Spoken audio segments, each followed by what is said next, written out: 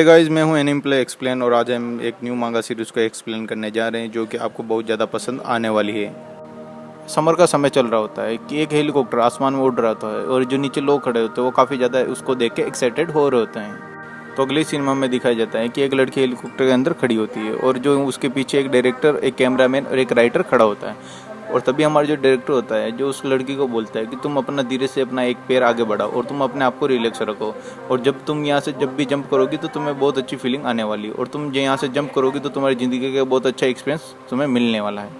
तभी जो हमारा कैमरामैन होता है वो पीछे से बोलता है कि तुम ये कर सकती हो, फिर वो बोलता है ये तुम ये कर सकती हो, और अभी तक किसी भी आर्टिस्ट ने ये मिशन सक्सेसफुली रियलिटी शो पे नहीं किया है। अगर तुम ये करोगी तो तुम इस रियलिटी शो की फर्स्ट स्टार बन जाओगी और तुम ये कर सकती हो।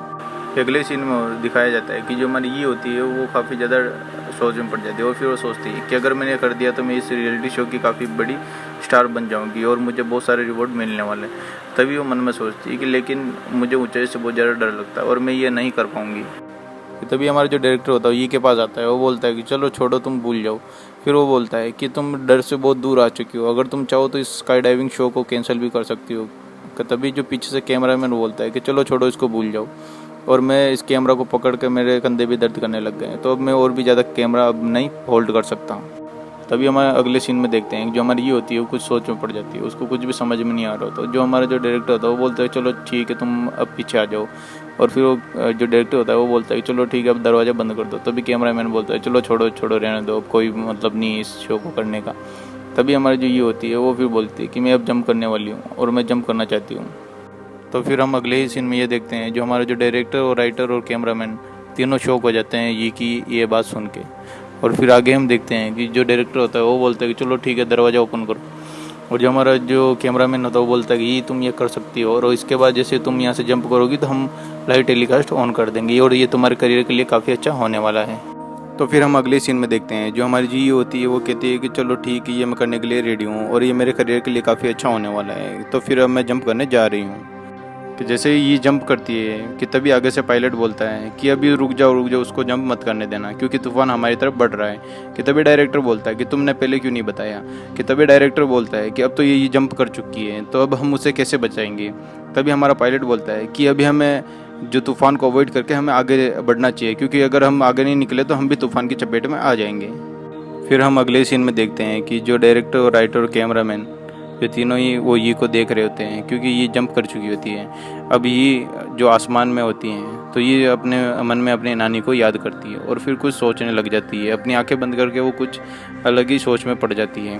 फिर वो सोचती है कि मुझे इस देश का सबसे बेस्ट एक्ट्रेस बनना है और ये मैं कर सकती हूँ और मैं करके ही रहूँगी। कि तभी हमारी जो ये होती है वो तूफान को देखती है और तूफान को देखते हुए बहुत ज़्यादा घबरा जाती है और वो बोलती है कि ये मैंने जंप करने से पहले कैसे नहीं देखा। और ये होती है उसको तूफान को देख के, उसकी तरफ तेज़ी से बढ़ते हुए देख के वो बहुत ज़्यादा घबरा जाती है और उसको कुछ भी समझ में नहीं आ रहा होता है। फिर वो मन में ही सोचती है अब यहाँ से मेरा बच के निकल पाना बहुत ही मुश्किल है, क्योंकि तूफान उसकी तरफ तेज़ी से पहुँच रहा होता है और उसके पास बहुत ही ज़्यादा पास में होता है और अब उसका बच पाना बहुत ही मुश्किल है। अब जो ये है वो तूफान की चपेट में आ चुकी होती है और वो फिर अपनी नानी को याद करती है और फिर वो अपनी नानी को याद करते हुए फिर बोलती है कि मैं जल्दी अपने पेरेंट्स से जन्नत में मिलूँगी।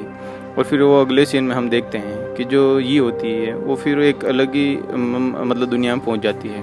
फिर वो सोचती है कि शायद ये इतनी खूबसूरत दुनिया शायद जन्नत ही हो सकती है। फिर आगे हम देखते हैं, फिर हम अगले सीन में देखते हैं जो ये होती है अपनी नानी से सॉरी बोलती है और कहती है कि मुझे माफ़ करना नानी, कि मैं आपको इस दुनिया में पीछे छोड़ के आ गई हूँ और अब आप अपनी हेल्थ का और सेहत का बिल्कुल ध्यान रखना और मुझे माफ़ करना कि मैं आपको पीछे छोड़ के आ गई हूँ और बिल्कुल भी उदास मत होना। फिर लास्ट में वो गुड बाय नानी बोलती है। अभी मैं आपको कुछ बताना चाहता हूँ कि जो अपनी ये होती है उसकी जो आत्मा होती है वो इस दुनिया में किसी और की बॉडी में चली जाती है जिसका नाम सू होता है। तो अब हम अगले सीन में ये देखते हैं कि जो सू होती है वो एक बेड पे लेटी रहती है और उसके पास में कोई अनजान व्यक्ति खड़ा रहता है और उसको मतलब कि उसको हाथ हिला के उसको वो बोलता है कि जल्दी से उठो। कि तभी हमारे जो सू के पास जो अनजान व्यक्ति खड़ा होता है जो वो बोलता है कि अब तुम ये नाटक मत करो सोने का और तुम जल्दी से उठ जाओ। कि तभी हमारी जो सू होती है वो मन ही मन सोचती है कि ये शायद मेरे से कौन बात कर रहा है, शायद भगवान बात कर रहे होंगे मेरे साथ। तभी हम अगले सीन में देखते हैं जो दूसरा व्यक्ति होता है वो बोलता है कि सू, डॉक्टर ने बोला है कि तुम्हें सिर्फ हल्की सी चोट आई है सर में और अब तुम ठीक हो। तभी जो दूसरा व्यक्ति होता है वो सू का हाथ पकड़ के हल्का सा खींचता है, वो बोलता है कि तुम जल्दी उठो। तभी जो अपनी जो सू होती है वो हल्की सी आंखें खोलती है और बोलती है कि भगवान कितना निर्दयी आदमी है। और फिर वो दूसरा व्यक्ति बोलता है कि मुझे पता था कि तुम सिर्फ सोने का नाटक कर रही थी। तभी हम अगले सीन में ये देखते हैं कि जो हमारी जो सू होती है वो बेड पे बैठ जाती है और उसको कुछ भी समझ में नहीं आ रहा होता कि उसके साथ ये क्या हो रहा है। तभी जो दूसरा व्यक्ति होता है तो वो उसको देख रहा होता है कि तभी सू बोलती है कि तुम कौन हो और ये मैं कौन सी जगह हूँ। तभी जो दूसरा व्यक्ति होता है कि उसके मुंह पे कुछ पेपर मारता है जो कि डिवोर्स पेपर होते हैं। तभी वो बोलता है कि तुम ये मेमोरी लॉस का बहाना मेरे साथ मत करो और अब मेरे से ये चीज़ें सहन नहीं होती हैं। तभी वो बोलता है कि तुम जल्दी से यहाँ पे मतलब इन पेपरों पे साइन कर दो और मुझे ये डिवोर्स पेपर साइन करके दे दो। जो हमारी सू होती है उसका हल्का सा सर दर्द होने लग जाता है। फिर वो बोलती है क्या मैं अभी भी जिंदा हूँ।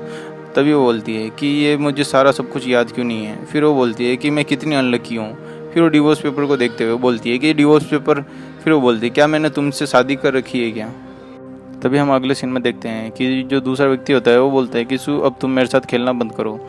फिर जो सू होती है वो सोच में पड़ जाती है कि वो बोलती है कि सू कौन है, क्योंकि उसको नहीं पता है कि उसका नाम सू है। तभी वो बोलती है कि क्या तुमने गलत आदमी को चुन लिया। जो दूसरा व्यक्ति होता है वो जो सू का हाथ जोर से पकड़ता है कि जिससे सू को काफ़ी ज़्यादा दर्द होता है। फिर वो बोलता है कि यहाँ पे तुम साइन करो जल्दी से। जो दूसरा व्यक्ति होता है वो बोलता है कि अगर मैं तुम्हें पीछे मुड़ के भी देखूँ तो अब तुमसे प्यार नहीं हो पाएगा मेरे से। कि तभी जो सू होती है वो ज़ोर से अपना हाथ उड़ाती है। वो बोलता है कि तुमने मुझे सच्ची में चोट पहुंचा दी। फिर वो बोलती है कि तुम मेरे से दूर चले जाओ। फिर ये एपिसोड यहीं पे ख़त्म होता है। अगर तुम्हें नेक्स्ट एपिसोड देखना है तो तुम मेरे इस चैनल को फॉलो कर सकते हो, लाइक और शेयर कर सकते हो। अगर तुम कमेंट करोगे तो हम अगला जो इसका पार्ट होगा हम जल्दी लेके आएंगे। और अगर आप कमेंट करोगे तो हमें इससे काफ़ी ज़्यादा मोटिवेशन मिलेगी। इस चैनल से जुड़ने के लिए आपका धन्यवाद। Thank you. Good bye.